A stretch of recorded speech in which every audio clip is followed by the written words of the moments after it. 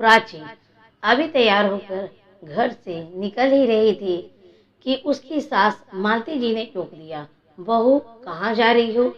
प्राची ने बहुत विनम्रता से जवाब दिया, माँ जी, पापा की तबीयत बहुत खराब है। माँ बहुत घबरा रही है, उन्हें देखने जा रही हूँ। यह कहकर प्राची बिना जवाब का इंतजार किए घर से निकल गई। मालती जी को उसका व्यवहार अच्छा नहीं लगा, लेकिन पिता की बीमारी की खबर सुनकर वे चुप रह गई। प्राची जल्दी से घर पहुंची तो देखा पापा का खांसी की वजह से बुरा हाल था। प्राची ने माँ से कहा, मैंने आपसे पहले ही कहा था कि पापा को किसी अच्छे डॉक्टर को दिखा लेते। खांसी बढ़ती जा रही है, लेकिन आप दोनों किसी की सुनते नहीं हो। तुम पापा को संभालो, मैं ऑटो लेकर आती हूँ, हम बड़े हॉस्पिटल चलेंगे। प्राची पापा को लेकर अस्पताल पहुँच गई। वहीं डॉक्टर ने उन्हें एक इंजेक्शन लगा दिया, जिससे उन्हें कुछ आराम मिला। डॉक्टर ने प्राची से कहा, देखो, अभी तो हम इन्हें एडमिट कर रहे हैं, कल इनके सारे टेस्ट करेंगे, उसके बाद ही ठीक से इलाज शुरू होगा। प्राची पापा को एडमिट कराकर घर पहुंची तो उसके पति अमित उसकी प्रतीक्षा कर रहे थे। अमित ने जाते ही प्राची से पूछा, कैसे हैं पापा? तुम तो उन्हें देखने गई थी, कितनी देर लगा दी? तुम्हें पता है ना, माँ से खाना नहीं बनता, आज सब भूखे बैठे हैं। कम से कम पापा को सोचती, अपने जाकर ही बैठ गई। यह सुनकर प्राची की आंखों से आंसू छलक उठे। उसने किसी तरह अपने आप को संभालते हुए कहा कि पापा की तबीयत बहुत खराब है, उन्हें हॉस्पिटल में एडमिट करा कर आ रही हूँ। आप सब बैठिए, अभी मैं 10 मिनट के लिए मैं आप सबके लिए खाना बना देती हूँ। यह सुनकर अमित का गुस्सा कुछ शांत हुआ। उसने कहा, रहने दो खाना, मैंने बाहर से ऑर्डर कर दिया है, तुम बस माँ के लिए 1-2 रोटी सेक देना, वे बाहर का नहीं खाती है। तुम जाकर नहा लो, हॉस्पिटल से आई हो। प्राची का अमित का उसकी केयर करना अच्छा लगा। वह जल्दी से नहाने चली गई। नहाकर उसने माँ जी के लिए खाना बनाकर उन्हें परोस दिया। वह जल्दी जल्दी खाना बना रही थी। उसका मन पापा की ओर लगा था। पता नहीं अब कैसे होंगे, वह फोन करना चाह रही थी। सब काम जल्दी से निपटा कर वह छत पर चली गई। वहाँ उसने माँ को फोन लगाया। माँ, अब कैसी तबीयत है पापा की? माँ ने कहा, बेटा, तेरे जाने के बाद तो इनकी तबीयत और बिगड़ गई। इनको खांसी के साथ साथ खून भी आ रहा है। डॉक्टर ने तुरंत सारे टेस्ट कर लिए, सुबह तक रिपोर्ट आ जाएगी। मेरा मन बहुत घबरा रहा है, तू अभी आ सकती है क्या? प्राची ने कहा, ठीक है माँ, मैं आती हूँ। तभी माँ ने कहा, अरे मेरा दिमाग तो काम नहीं कर रहा है, तू इतनी रात को कैसी आएगी? तू सुबह आ जाना और एक काम कर देना, मेरे पास चेक बुक है, सुबह 10,000 जमा करना है, तभी इलाज शुरू होगा। तू मेरे से चेक लेकर बैंक से पैसे निकाल कर यहाँ जमा कर देना। कुछ देर बात करके प्राची नीचे आ गई। उसने देखा सब सोने जा चुके थे। वह रसोई में जाकर काम निपटाने लगे। आज उसे अपना बचपन याद आ रहा था। उसके पापा कहते थे, मेरा बेटा नहीं है तो क्या हुआ, बेटी है ना, इसे मैं काबिल बनाऊंगा, यही मेरा बेटा बनेगी।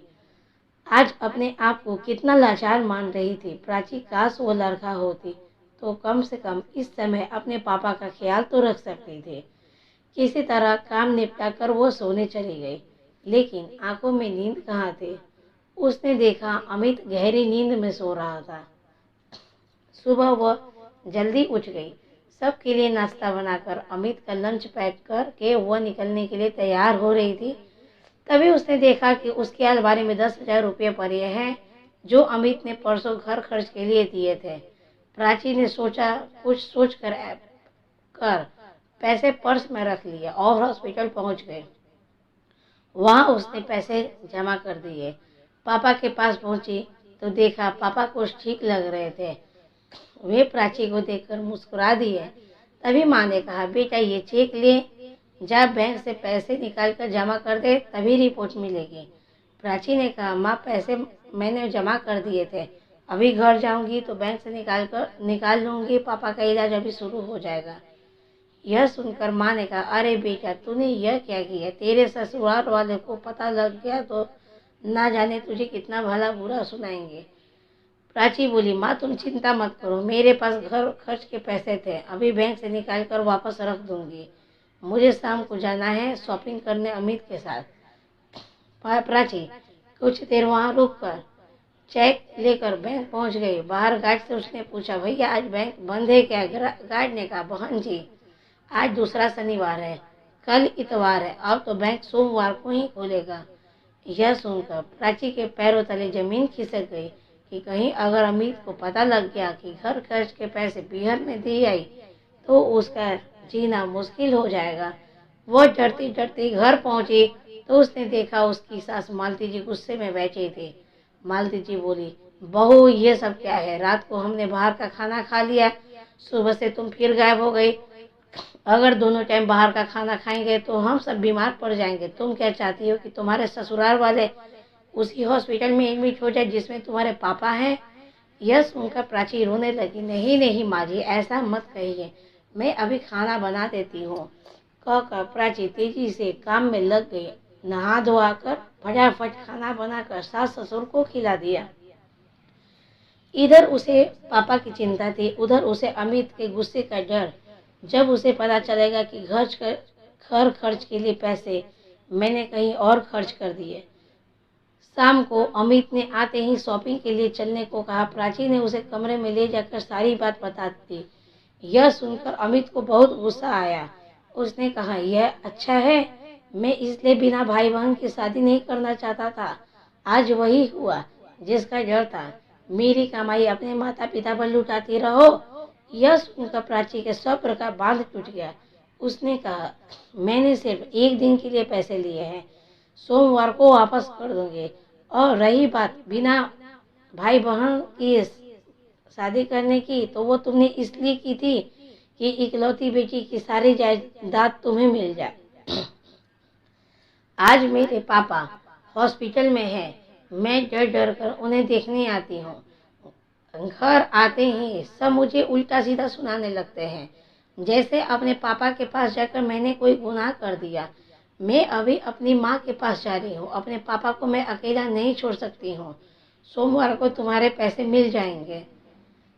तब अमित ने कहा, मैं भी देखता हूँ वे तुम्हें कब तक रखेंगे, अपने आप रोती हुई वापस आओगी। प्राची ने जवाब दिया, उसकी नौबत नहीं आएगी। मेरे पापा ने मुझे इतना काबिल बना दिया है कि मैं अपना और अपने माँ बाप का पालन पोषण अच्छे से कर सकूं। यह कहकर कविता एक बैग में कपड़े लगाकर पीहर की ओर चल दी। आज उसे ऐसा लग रहा था जैसे वह बेटी होने की कैद से आजाद होकर पापा का बेटा बन गई।